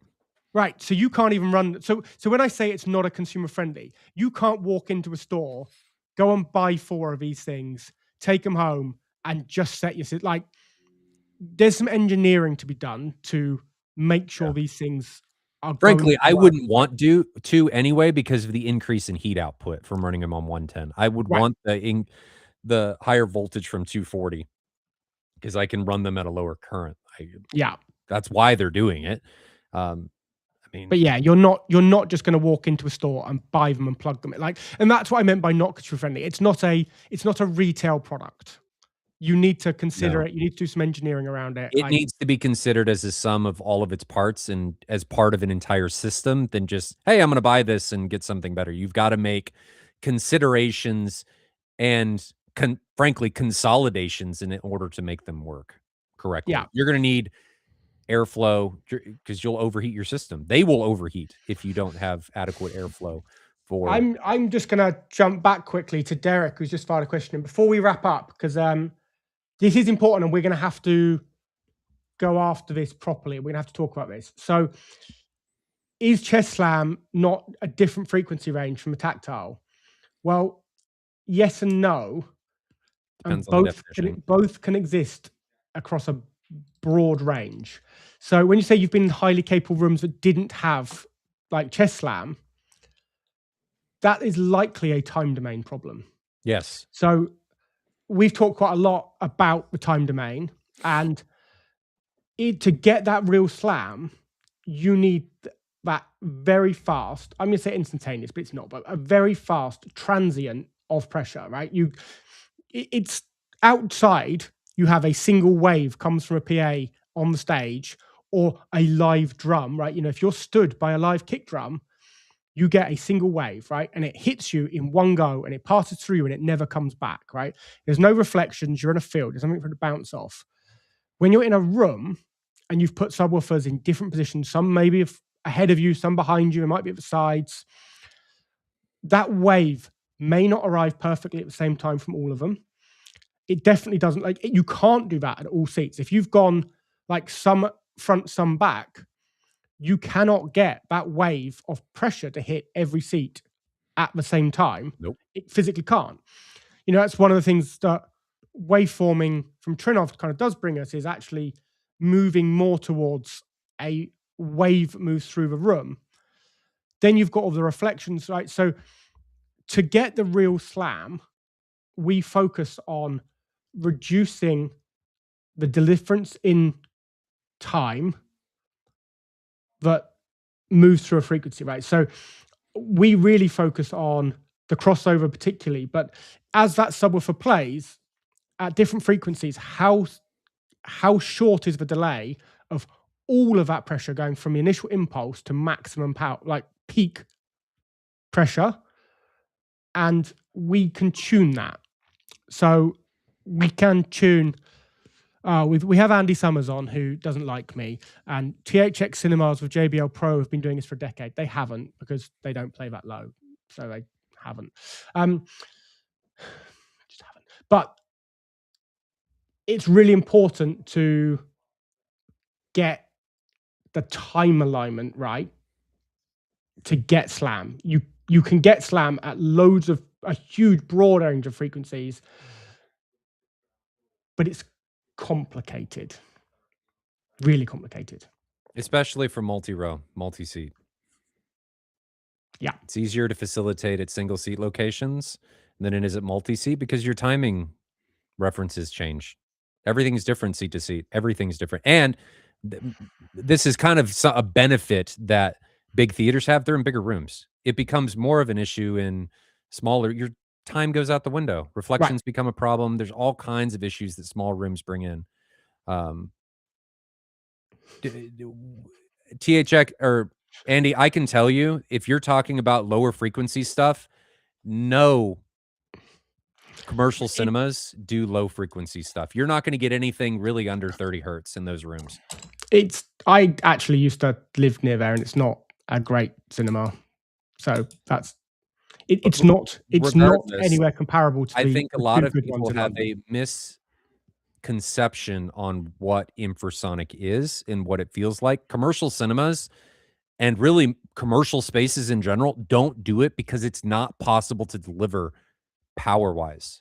Right. It's physically not possible. This is the challenge, right? And it is a challenge of why there is discussion around creating more of his tactile base, because actually slam is hard. I had one of the best compliments I've ever had a couple of days ago. Last week. I want to address this. In the real world, bass does not press on our bodies. If you mean there's no chest slammer, have you ever stood next to something like an F-18, an F-16, an F-35, an F-20, any jet, like fighter jet that is taking off?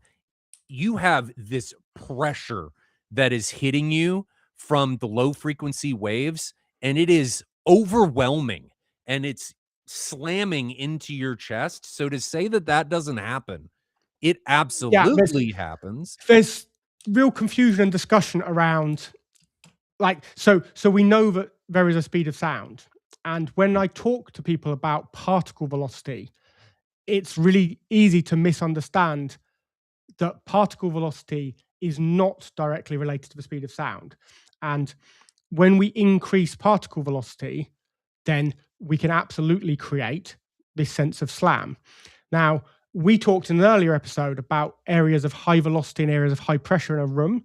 This becomes really important, right? If you want that slam, you have to be creating high velocity.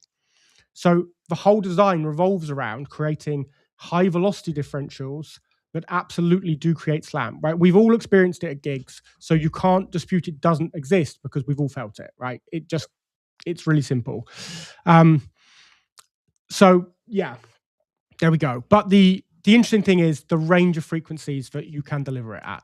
Most people have never experienced it lower down, like 20, 30, 40, 50 hertz, because they don't have the ability to generate the velocities with accurate time alignment. Like the time domain on most systems falls apart the lower you go. Yep. So there is something that many people won't ever actually have experienced. It doesn't mean it's not possible. It means it's really hard. I think, Andy, you're trying to simplify this too much. Infrasonic bass is everywhere, and if we took it away, that pressure change, you would notice. And I think a big part of why I'm chasing infrasonic is even when you're not hearing it, it's really low level. There's this low level feeling of, all right. So the compliment I was going to say we got last week was from a PhD candidate who I don't actually know what he's in, but it's in immersive audio production or acoustics. Like he's specifically interested in producing immersive content, right? Working in anechoic chambers and stuff. And has interned at 3 major loudspeaker companies, in summer internships and stuff, and sat in the Screen One at Foundry. And after the first demo, let's be honest, Peter had given it some juice. His comment was like, "Holy shit, I didn't know bass could be that tight in a room. I've never experienced anything like that inside a room." Come on. Yeah. Because it It's can not be done, right? It can be done, but it's really hard. And it's you not a can get that same feel as I an mean, outdoor gig to indoors. be frank, I blocked Andy because I'm not gonna sit here and tolerate that it's about ego. This isn't about ego. This is about showcasing what's possible. And if you don't talk about this stuff, this is not saying that X, Y, or Z systems are better or whatnot. It's simply saying that in talking about objective facts and what can be done. And unfortunately, in order to pursue some of this stuff, you need exponential amounts of power, capability, subs, all of this. And that is a big reason why commercial cinemas don't do it because the ROI is simply not there for Right. them.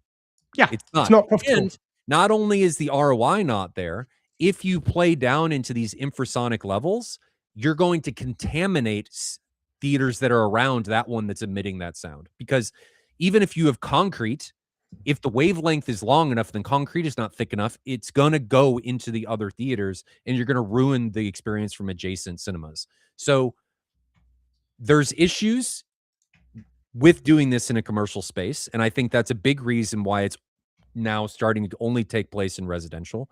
But to say that this stuff doesn't happen in real life, I don't know where you're getting. And then your car analogy to say you don't feel that I mean, Yeah, I don't right. know where you're going with that. We'll wrap it up today because we know that we've experienced it, and Yeah. it's not an ego thing. There is quality level we can demonstrate. So there was one question in here. I actually don't know who it's from now. Whether someone was cool enough to come and visit us at Foundry. Like 100%, we love showing it off, right? So it's not open generally to the public, like just walk in, but Set up an contact us to appointment. make an appointment, and That's a good 100% one. will hang out. It was Whoever Superfly. it was, I was okay. I don't know who E4 Superfly is, but you're definitely cool enough because you love the stuff we love. And I think it was another question of do we do consultancy? I think yeah. I don't know. You do separate consultancy, right? Yeah. Or yeah. So we do it all over the world. Weirdly, I actually have less local work when I have global work. Same. We do. Not long ago, we had work on 5 continents at the same time, right? So yeah, we're hired guns to help enthusiasts or integrators. Like a lot of our work is actually doing consultancy for other professionals that they then deliver to clients. So yeah, 100%, we do those kind of things. It's all there. Yeah, absolutely. Contact information is in the description. The email addresses for both myself and Ben can be found there. And if you have questions, feel free to fire away. I'm going to be frank. If you have questions and it's just questions, it's probably better to ask me. Ben is probably going to be better for direct consultancy. Ben, would you agree? Um, it depends. We do a huge range of stuff. So um, try us. We bounce things between each other. If something came to me that is better for you, we can bounce it. Like try us, hit us up, talk about what you need to do, what you want. Or We'll just CC both of us on the Yeah, email. we'll work it out. We'll get you taken care of. But anyway, guys, thanks for joining the session. Enjoy your home theater journeys. And I'm going to leave it on Derek. I think people lose sight of the point that when you all talk about this stuff, that you must have infra. I think it's all experience based. It's all based on what you know and what the status quo is. And Ben and I are of the point of we are constantly trying to pursue the best of what things can get. It does not mean that that's what has to be done. It simply means that that's what our goal is. And if the people that are trying to implement this stuff are not trying and moving towards what we'll call perfection, we'll never get there. But if that's not our goal, Right. what can you expect from us to deliver for you? Yeah, and I would say I bet we've both been in loads of rooms that were incredible, wonderful place to spend time, that didn't attempt to do anything under 20 hertz. No. So I think when it's there, the experience gets better. Yes. But it doesn't mean I don't love rooms without it. Like 100%. I've been in loads of rooms that don't come close. Like I've been in rooms that top out above 25 hertz, that still for what they do, the dimensions of it, the space, the budget are incredible. It's not required, but when you've got it, things get better. They just, Yeah. It's great. We just want the experience, regardless of what it is, regardless of the compromises that have to be made, the budget, whatever, to be as good as it can be. That's it. Try and Cool. leave nothing on the table. But we'll leave it from Right. there. I don't know what Back to next paying week's work. conversation is going to be about. It's gonna be something about measurement data, I'm sure, probably dispersion, because we haven't talked at all about that. But we'll have something scheduled here soon. Enjoy your home theater journeys. Enjoy the rest of your week. Hopefully you have a great Monday. If you guys need equipment, have questions, or need consultancy, feel free to reach out to Ben and I. Our contact information is in the descriptions down below. But we will see you guys in the next video. Cheers all. Good one.